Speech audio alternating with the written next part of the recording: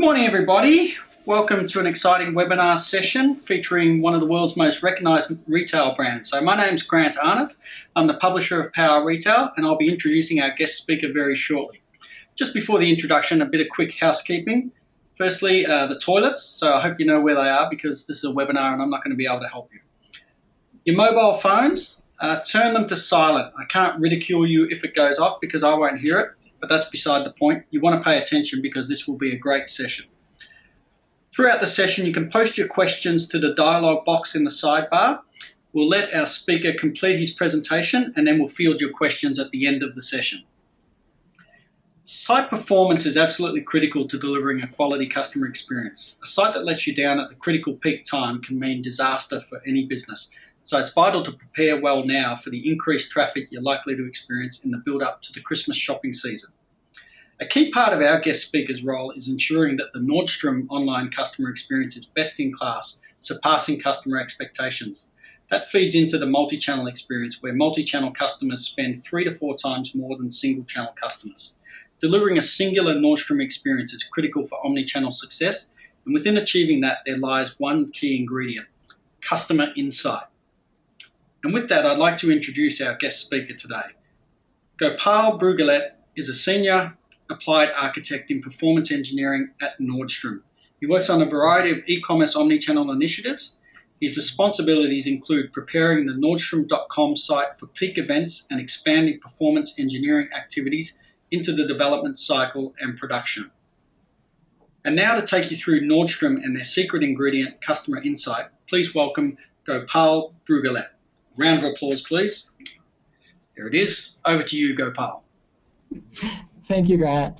And as Grant said, I'm going to talk about Nordstrom's our customer insight and how that fuels our innovation and why and how that and how important performance is to the customer experience.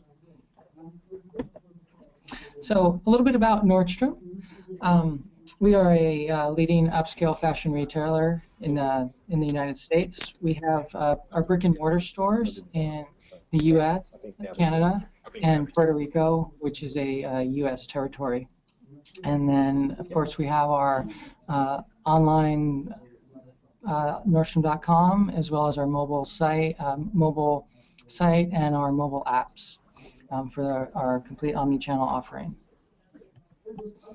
Just a little bit more about my background. I've spent about 15 years in performance engineering.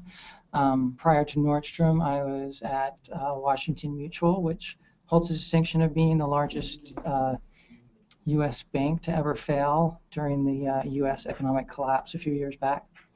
And prior to that, I was with IBM Global Services in their performance consulting practice. So at Nordstrom, our goal is to deliver the best customer experience possible. The customer expectations are constantly changing, and so we have to constantly evolve in order to be able to serve our customers better.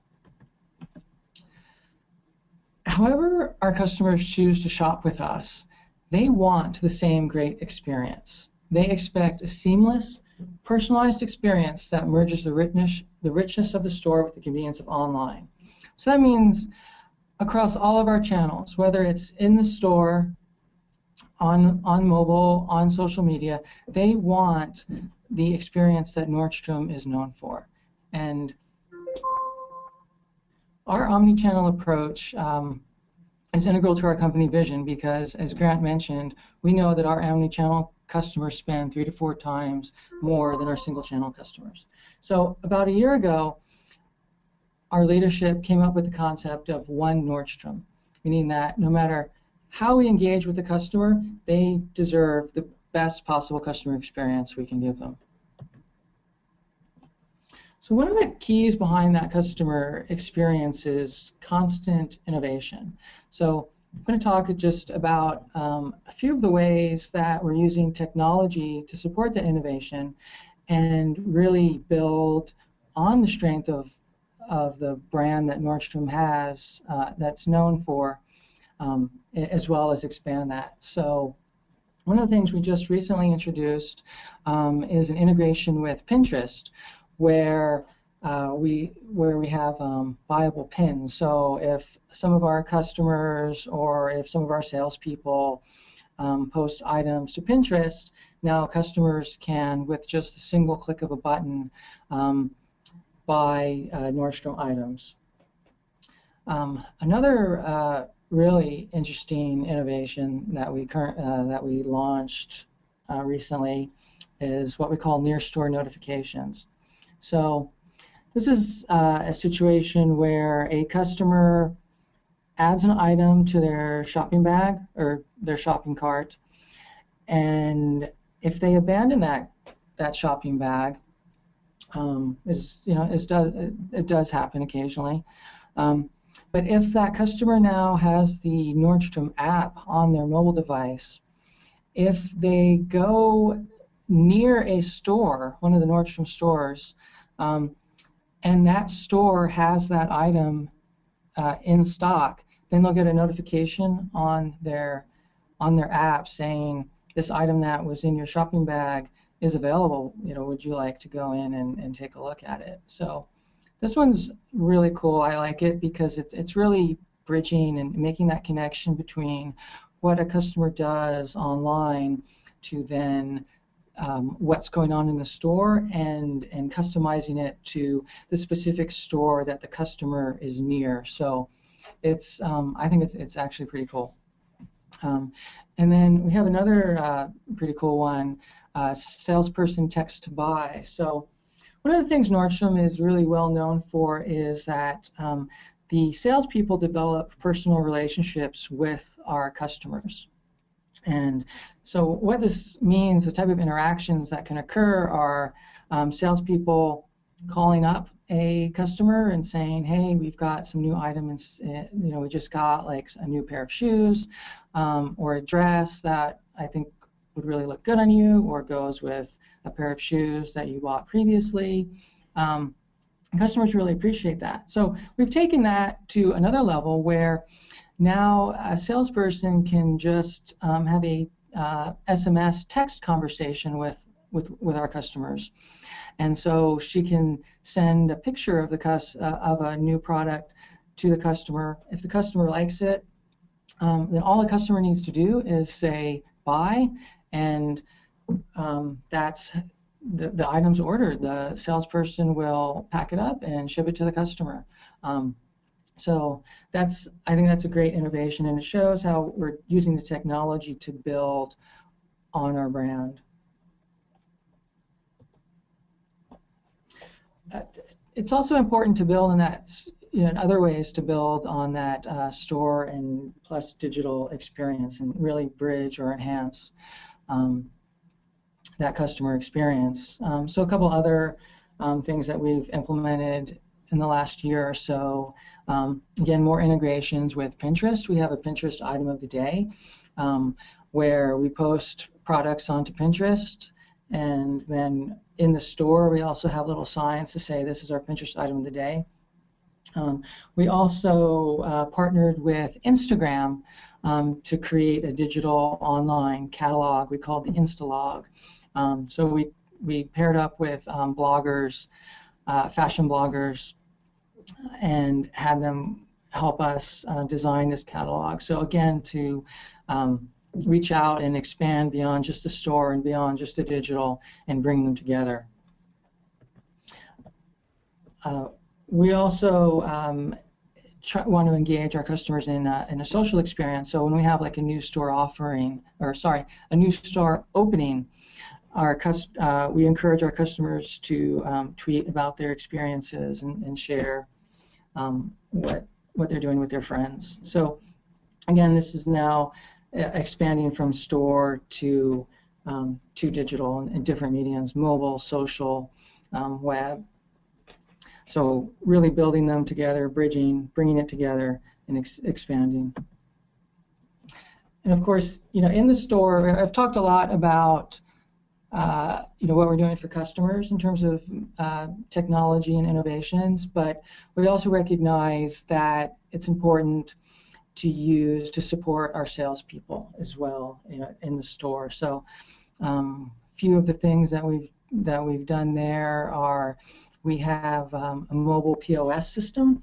So instead of having our customers have to walk through the store and find a till and then wait in a checkout line, our salespeople can actually walk through the store, and if they're helping a customer or they see a customer that needs help, they can just ring up the transaction right then and there, and then the customer can just walk right out the door. So that really shortens lines considerably.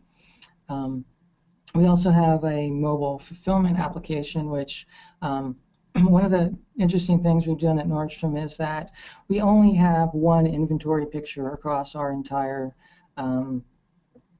across all our stores and our fulfillment centers. So when customers order online, they might actually be ordering an item right off a store shelf.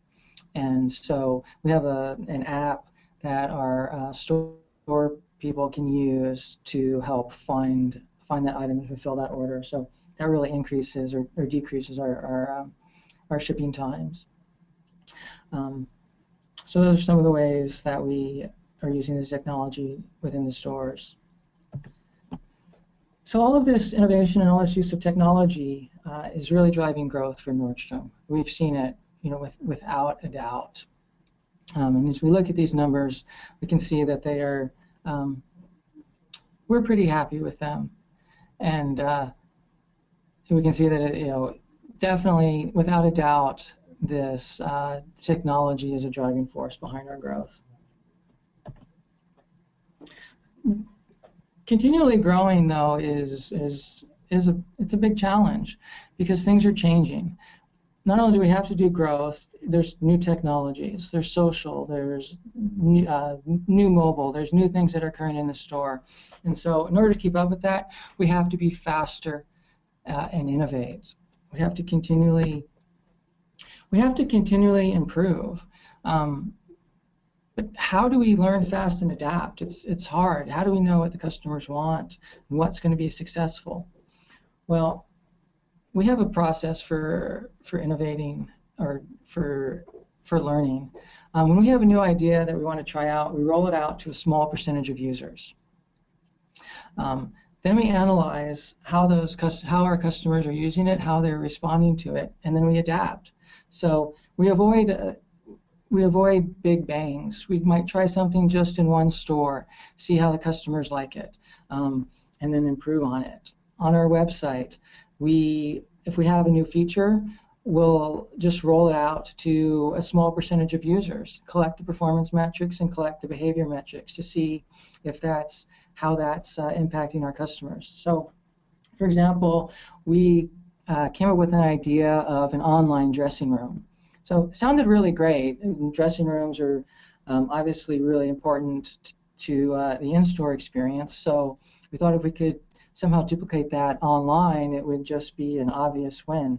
So we rolled it out, and what we actually found was that it was terrible. It was a terrible idea.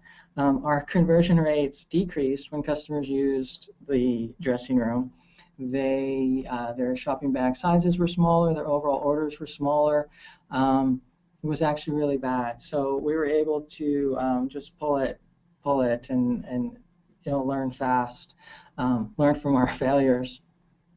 Another example is we introduced a new checkout process online, and we just implemented it for a small percentage of our users. We saw that they were having a little bit of trouble learning it, so we made some adjustments to it, rolled it out again to a small percentage of users, saw everything was better, and so we gradually increased it to make sure that everything was going smooth, and then we got to 100%. So try new things in small increments where it's safe to fail, and then learn from your failures very quickly.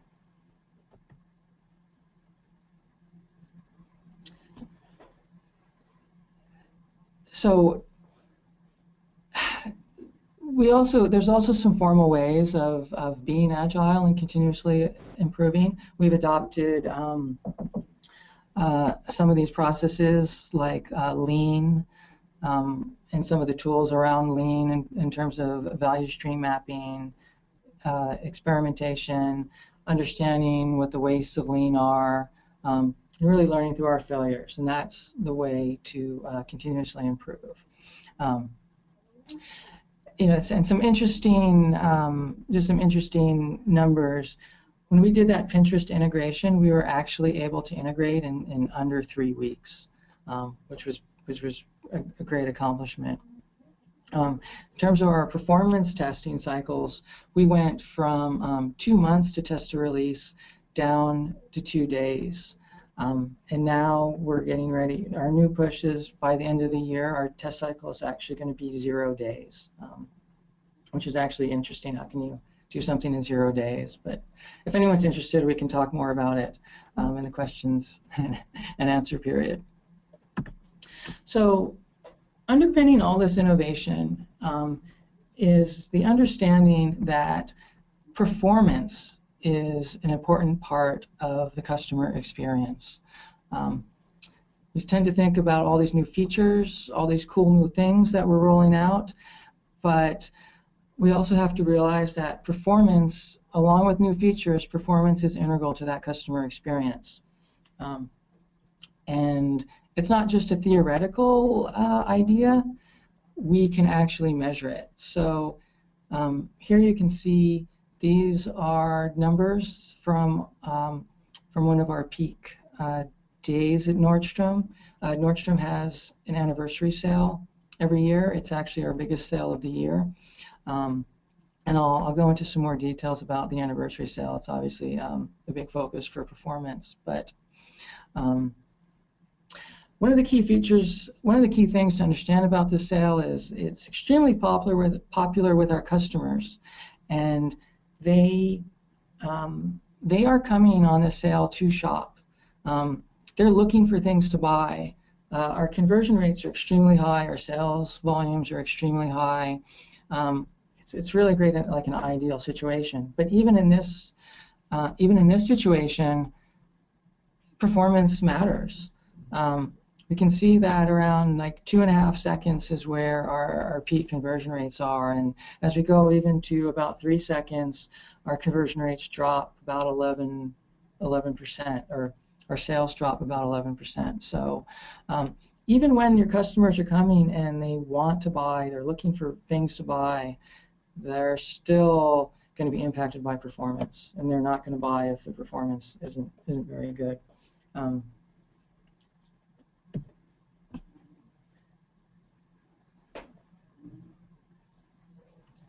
So in terms of, we understand that performance is important. What do we do at Nordstrom to manage that performance?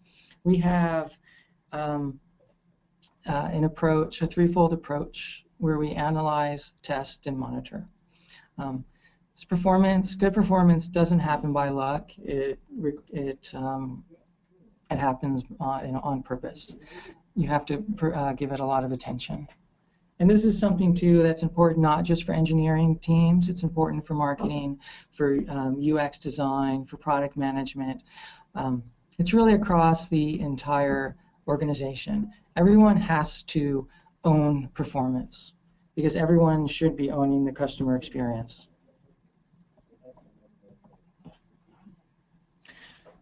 So we start with analysis, and this is really a joint effort between product management and technology. Whenever we introduce a new feature, make a change, we have to understand what is the customer impact and what is the technical impact. And really the customer impact is probably more challenging and more important for that reason. Everything you do is going to change how the customers use your site. And understanding that is really important to managing that performance.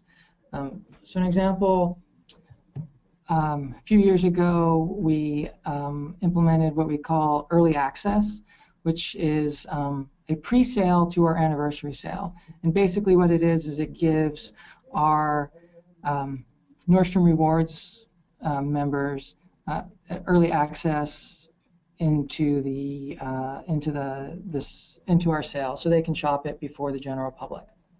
So that's what early access sale was. So kind of what happened was, leading up to our sale, a few months before our sale, our security team decided that our password standards weren't secure enough. They wanted to increase the length and the number of special characters and so on that our customers' passwords used on Nordstrom.com. And so they felt like the best way to enforce this was to expire all of our customers' passwords. This would mean that once they signed in, they would have to go and reset their password before they could shop. So they did it many months ahead of the sale and thought it would be okay. But what ended up happening was, at the start of early access, all of our customers came in, and in order for us to authenticate them and validate that they were rewards members, they had to sign in. And so all of a sudden now we had all of our customers coming and signing in to the website, and all of them got directed to the reset password functionality. What happened, or as luck would have it, the reset password code on the database was not optimized, and that stored procedure, the code on the database, made our database lock up and prevented a lot of our users from signing in and accessing the site. So understanding that customer impact is really, really critical in terms of how are you going to funnel your customers, what pages are they going to use, what's going to happen. Another example, along the same lines, I'm kind of embarrassed to say, but just this last year, we had, again, we had our early access. We were certainly ready for password reset. We always test for password reset now. But well, this is sort of good and bad. We've seen huge mobile growth. But we didn't quite realize how big it was going to be, and we had about 10 times more users signing in on our mobile website than we had anticipated.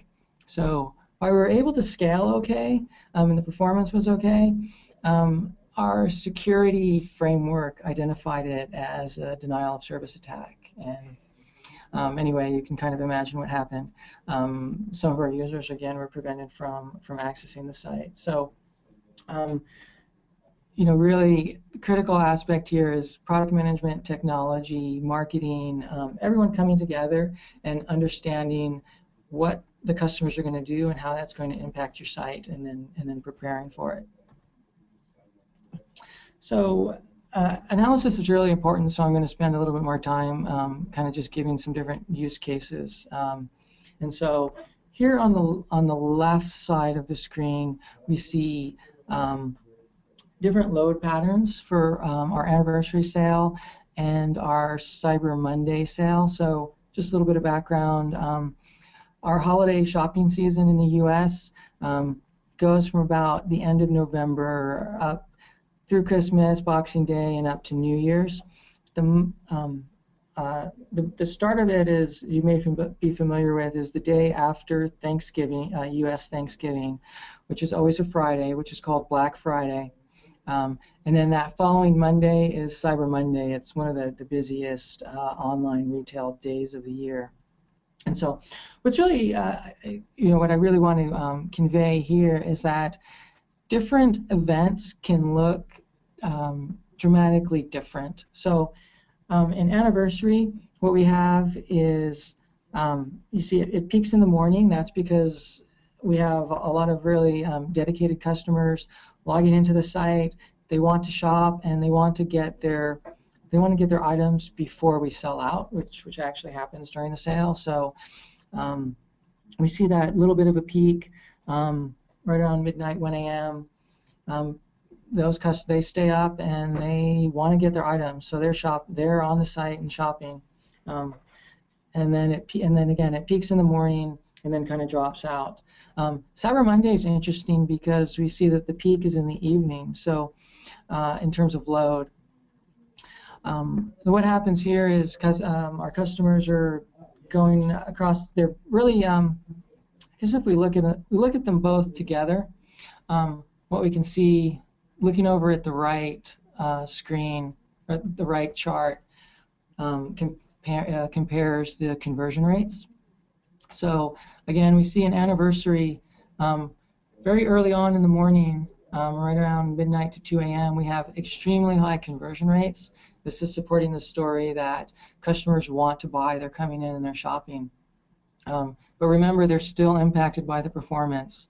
The longer the performance, the longer those load times, the lower the conversion rates for those customers. But anyway, on anniversary, we see very high conversion rates in the morning and then kind of dropping. On Cyber Monday, we see the opposite, where those conversion rates and the load are both very, very heavy in the evening. So what happens here is that Cyber Monday is huge across all the U.S. retailers. So what's going on is that the customers are browsing and shopping, and comparing different retailers against each other during the day while they're at work. So we have very heavy loads, but then after work, I think they've gone home, they've put their kids to bed, and now they're getting down to the serious shopping. And so the loads on the left, we see the loads really jump up. And then on the right, what's interesting is that we also see the conversion rates jump up as well. So customers have gone through, they've compared all the different sites, all the different stores against each other, and now they've made their decisions, and now they're shopping, they're buying. So really understanding what your customers are doing, what the psychology is, what the behavior is, what the loads are, and what it's going to do to your specific site. Is everyone going to be adding to their wish list? Are they going to be adding to cart, to shopping bag? Are they going to be browsing? Are they going to be searching? Understanding all those different functions and how that's going to affect your site performance is really, really critical. Understanding what the most important pages are for your site is important.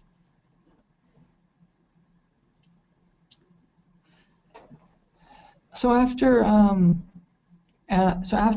analyzing, we do a lot of testing. This is where we do proactive performance engineering. We try to anticipate and find problems before they get into production. And this is where tools like Dynatrace can really help, where they can help you find those issues before they happen in your test environments, and they can help to make sure you have the confidence that your performance is what you need. So even when you do your testing, sometimes there's that question of, well, how confident are you? But when you have an APM tool like Dynatrace, you can really increase your confidence. An important point here too is I'm always surprised or dismayed about how no one would think about shipping a product or a new feature into production that has a functional defect, right? If it doesn't work, then obviously you can't put it in front of your customers. So just like you wouldn't ship functional defects, if you have a performance defect, if you find a performance defect in your testing, you shouldn't ship it either. Even if the code functionally works, performance is at least as important as functionality, if not more important. And we see that. I showed earlier how those conversion rates are very tightly tied to performance. So, and this is too where product management, marketing, and engineering need to come together and really support the results. If you find a performance issue, don't ship it. Fix it and then ship it when it's ready. And then after testing, then it's time to monitor. So there's a couple key points I want to make at this point. One is monitoring is not just for production. It's very important in production, but it's also important to make your monitoring plan part of your feature development. So just as soon as you identified a feature and you start working on it, figure out how you're going to monitor it, and develop that monitoring plan. Test it out in your development and test environments to prove out your monitoring approach works. And you also want to use your monitoring to find those issues early, as part of your testing. It's important. You can't test everything, but you really should monitor it. Try to monitor everything. I always, before these big events, people will ask me, Gopal, are we ready for Cyber Monday?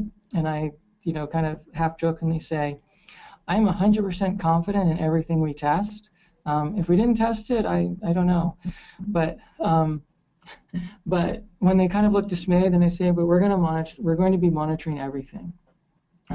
Obviously, you want to monitor your big events, but you want to monitor production, on a continuous basis, and especially anytime you're putting changes in. So an example, with all the analysis and testing that we do is just part of our built-in process. We recently went through our whole phase, and we put a release into production, and with our monitoring in place, with our APM tools like Dynatrace, as soon as we deployed, probably within minutes, we realized that we had added a half second to our product page.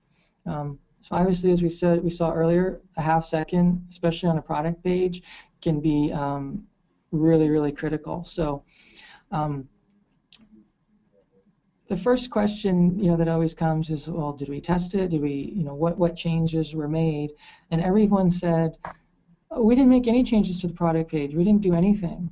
So that's odd. So I had someone from my team. We looked into Dynatrace, and within, I think maybe not even an hour, we had pinpointed it and found that, in fact, there was a change to the product page, but our development team thought, oh, it won't affect anything, so I won't even mention it to anyone.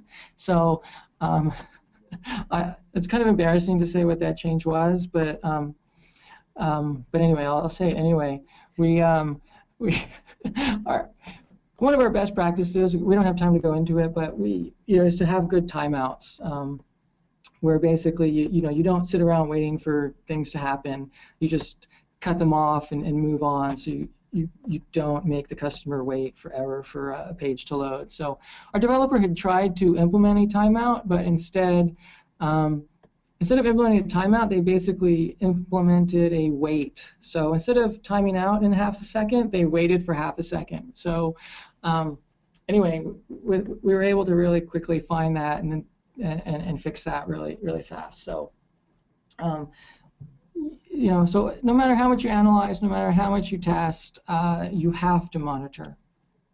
Another good instance too is, or a good point is that your testing will never match your production 100%. So you can never match the hardware. You can never match the data. So that's another reason you need to monitor. So another story I have there is that we have what we call an availability check. So that's to make sure that we aren't selling products on the website that we don't actually have in inventory. So obviously very, very important. And as I mentioned earlier, we have a single inventory picture within Nordstrom. So all of our stores and all of our website, mobile apps, they're all accessing essentially the same inventory and making these inventory checks. So this enterprise service, enterprise backend is under an extreme amount of load. So we've gone through all the testing, and we knew it could support a very the load that we needed it to support. We put it into production, and everything looked good. And then as part of our monitor monitor process, we were just looking. We saw the performance was good. Everything was looking good. And then one of the performance engineers using Dynatrace saw that actually in some instances we were instead of just making one call to our availability system, we were making 3 calls to our availability system. And so while each individual call looked really good, had sub-second response times, when you make 3 of them, it all adds up. And so we were adding a second or two to our total inventory checks. So obviously not good. So that was something we were able to see through our close monitoring, and Dynatrace was able to find that for us very, very easily. So not only did it improve the customer experience, but we reduced the total load on our inventory system by 30%, which is significant when you're trying to support your entire company inventory on that. So that was a really big win. And really, there's the importance of monitoring.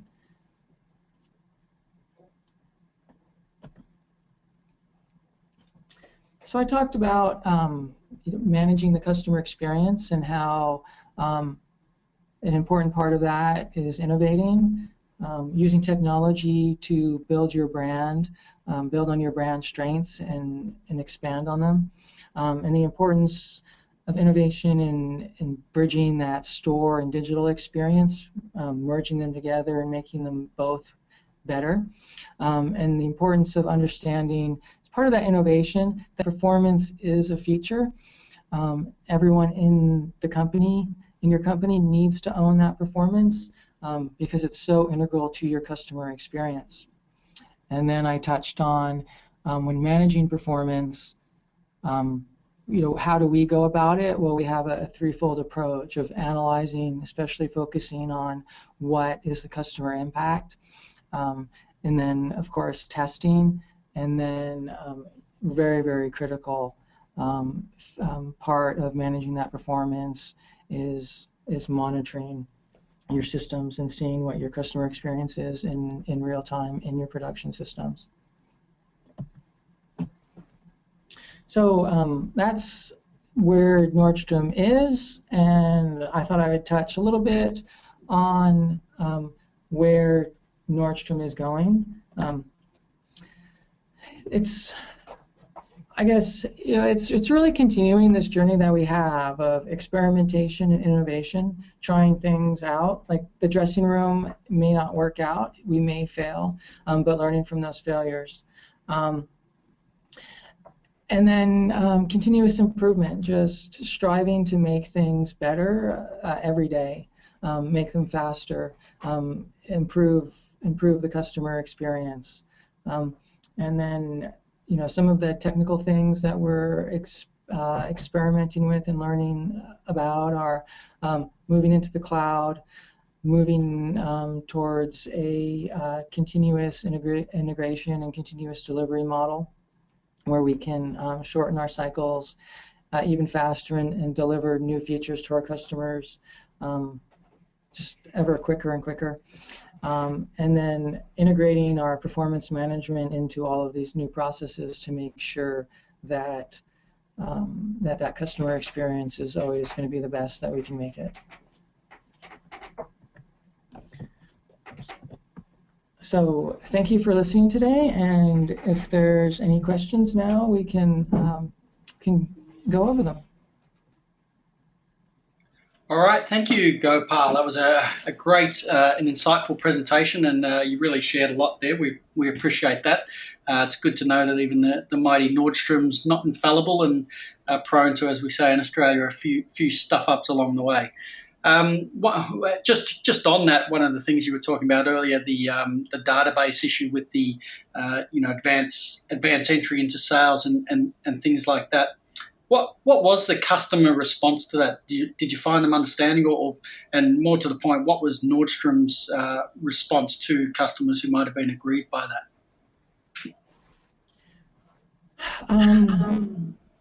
Yeah, that's a tough one. But I guess you talked about customer impact, and I'm just curious as to what the reception was from Nordstrom and how it was dealt with. What the reception was from Nordstrom customers and how it might have been dealt with. I think I'll tell us kind of an anecdotal story, a true story, just to kind of illustrate. So my sister is actually a really good customer at Nordstrom. And she had logged in, she had tried to log in that day, and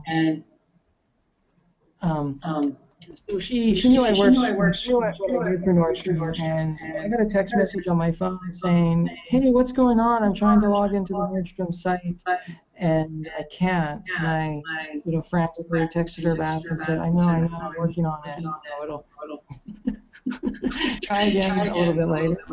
So I think I mean, certainly don't take our customers for granted, but I think we saw that. I think I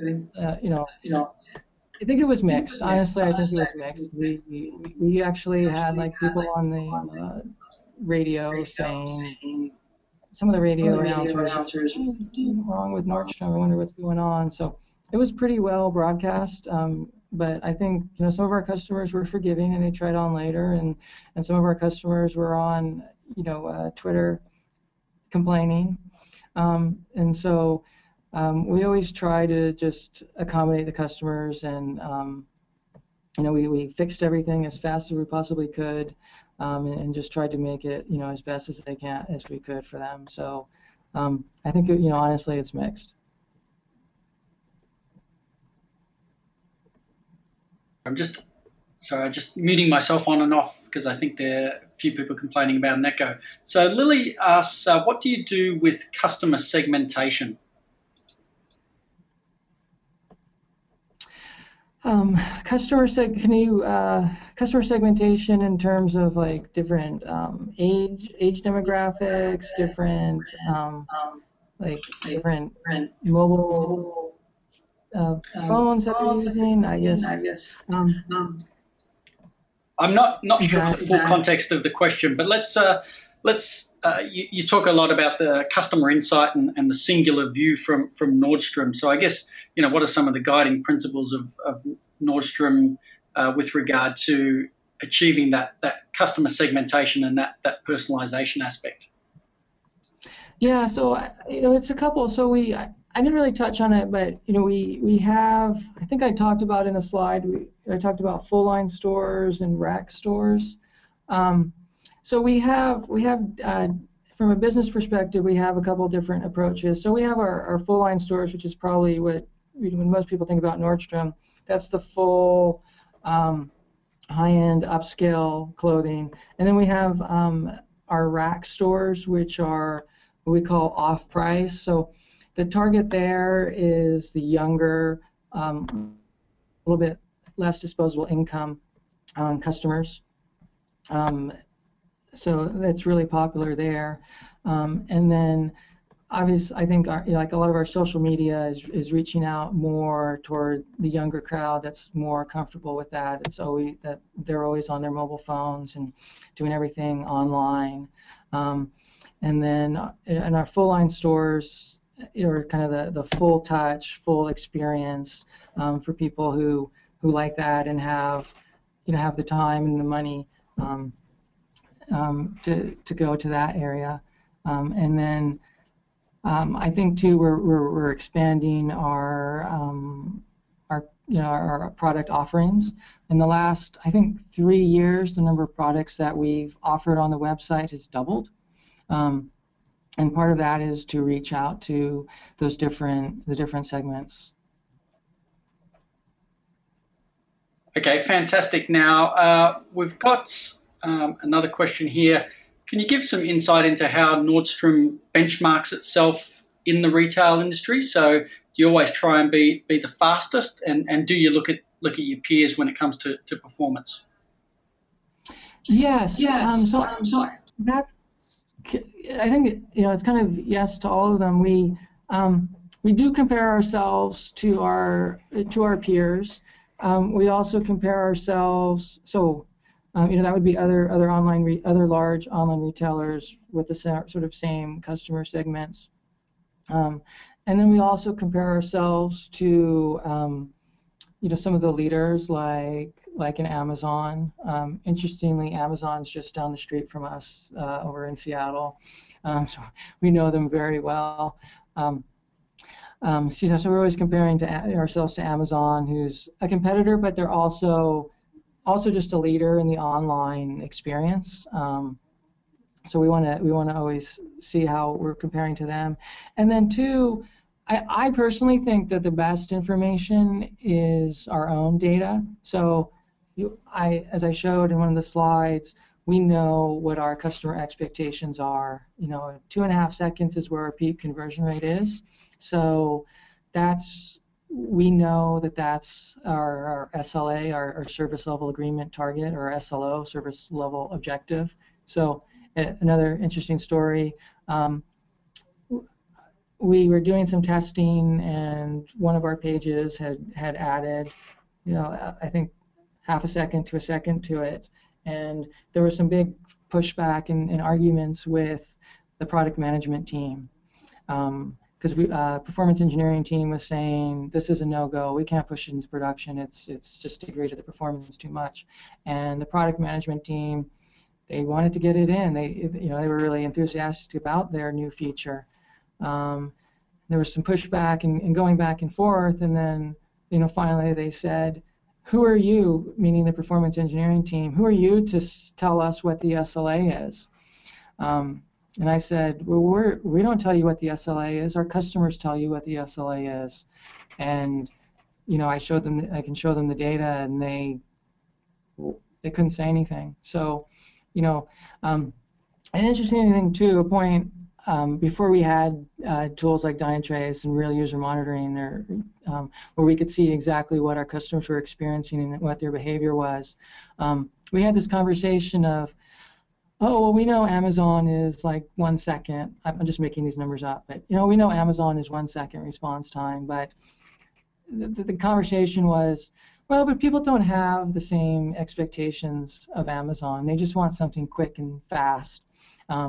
And we'd bring up the Amazon site and say, well, it's kind of fast, but it's not. There's nothing upscale about it. There's no cachet in the Amazon website. And let me just say, I'm a really big Amazon fan, and I shop on Amazon all the time. I'm not trying to trash them, but in any way. But and then we'd show, and then product management would show our website, which beautiful pictures, really high resolution, part really the Nordstrom brand, and they would say, our customers, they like the experience on the website. It's great, it's good. They're okay with slower pages. And it was kind of hard to say, to counter it, because our website is really nice. And then we got the data, and we could see our customers want fast pages. they want it all. They want a nice experience, and they want fast pages. And we have the data now from our site, from our customers to show. So I think that's ultimately, comparing yourself is certainly good to help you set targets. I think the average response time in Australia is 7.7 seconds. In the U.S. it's a little bit faster, but so at least you can say okay, we're at least average, so we're not too bad, but and so then you can definitely see and look at your customers behavior, and that will help drive that conversation. And just, I won't go into too many details unless people are interested, but there are a lot of very straightforward technical solutions that you can implement to improve your site when you actually start focusing on it and realizing the importance of it, that importance of performance as a feature, and so you can then improve, and and then so that sort of comparing the benchmarking is good, and then understanding where your customers expect is good, and then where you can, and then focusing on improvement. you kind of want to do all of those. All right, thanks for that, Gopal. I think when you're knocking Amazon on performance and trying to shoot it down, you're clutching at straws. So I appreciate that story there. Now, I wasn't knocking you weren't. I was talking. Amazon's like really great performance, really awesome performance. No, I understand you weren't. I think it was the vendor that you were talking about. I was pointing that out. That I was laughing to myself as you were talking there. That to sit there in a meeting and shoot down Amazon as being not that great in terms of performance is clutching at straws. One more from me. I guess you talk earlier on about Nordstrom's focus on innovation, and it's one of the factors I've really admired about the organisation as long as I've known it, particularly with regards to embracing online. What would you say that the Nordstrom culture is a competitive advantage, and how would you describe that culture in terms of the overall, when we're talking about performance, cultural performance, to keep driving success in omnichannel? I think Nordstrom has like a really great culture of innovation. One of our kind of phrases is we started with fail fast, and then we changed that to learn fast. So the idea that you learn, a couple of points there. You learn a lot from your failures. And so you want to embrace that and not be afraid to fail. And then, and when you're not afraid to fail, you can really try new things and realize, okay, it may not work, but in either case, it's either going to work and you're going to have a great winner, or it's going to fail and you're going to have some great learnings. And so embracing that, as a company culture is really important. And that's kind of like the underlying basis of how you can really innovate is, we try so many new things and so many of them do not work, but when we try a few things, then they do work. And all of our ideas sound really great initially. I'll give like a store example. We thought, well, let's add daycare into our stores. That seems like a great idea, right? Because then the moms can drop the kids off and shop more. Well, anyway, it was like really, really, really bad. And we only did it in one store, and I think they only did it for like a couple weeks, and they realized, oh, this is a horrible idea. Because anyway, I won't go into all the details. We don't have that much time, but anyway, funny story. But that's just an example of something that seemed really good, did not work out, really well. And that like permeates throughout our entire company culture. We really try to support people, and we do things like I might be getting too technical here, but like we call them hackathons, where we just say, okay, we take a day and people form teams and they try out new ideas and they try to like come up with some interesting Nordstrom idea and then create a prototype for it. And then make it like a little competition. So it's like a fun thing that people do. So all these different things to just foster innovation and create that culture. And like I said, most of the stuff's going to fail and not be so great, but you will get winners, and it's those winners that that really end up standing out. And I'm sorry, I forgot the second part of your question. No, look, I think that's good enough. We are starting to run out of time. I know we've also got an expert in Dave Anderson, the marketing director of Dynatrace, waiting on the line. So, Dave, we might hand over to you quickly to take us through some of the performance components of Dynatrace before we finish up and head to lunch. Yeah, thanks very much, Grant, and Gopal as well. Thank you so much for presentation. I'm going to take 1 minute or 2 minutes just to give a really brief overview of what Dynatrace does. You've obviously heard how we work with Nordstrom, and there'll be a couple of key takeaways where you can test drive our software. We're all in agreement that digital is absolutely critical to the success of a business, and what Dynatrace does is we give the critical insight to organizations to help them test the performance of their sites, and also monitor them to ensure that they deliver superior customer service and customer experiences. We work with a number of leading retailers throughout the world. Of course, Nordstrom is our favourite to work with, and we're really proud of who we work with. Of course, it doesn't mean we don't work with those that aren't in the top echelon, but we're really proud of those organisations that rely on us to provide that customer experience. And then very lastly, guys, I just really wanted to let you know that if you're interested in taking a performance test, you can find out whether or not your site meets the Nordstrom 2.5 second challenge. You can actually test yourself against them if you pick the US where you want to test your site from. And you can look at the components of your website and maybe what's constituting the slow load times, and for Australian average again is around 7.7 seconds. For those that are a little bit more technical and a little bit more adventurous, you can try out our user experience monitoring software suite, or the application monitoring deep dive. A little warning, it can be a little technical. So for those people that are interested to understand how our user experience monitoring and app monitoring software works, please drop us an email or obviously get in touch with us on Twitter or through the website for us to run a demo. We'd really love to work with, continue to work with more organisations locally. So please do reach out to us. And with that, Grant, I'll throw back to you, and obviously just thank everyone for joining and listening to a performance expert today. And that's not me, that was Gopal. Yeah, thanks very much, Dave, and thank you to you again, Gopal. I think everyone would agree that was a wonderful presentation. I'm seeing some comments come through already about what a great presentation that was. I certainly found it fascinating, and we don't often get such deep insights into companies like yours that we all admire. So really appreciate your time today. For those who do have more questions around performance and how to improve that, we'll be sending out an email in the next couple of days, and you'll certainly get that opportunity to follow up with Dynatrace on any performance questions you have.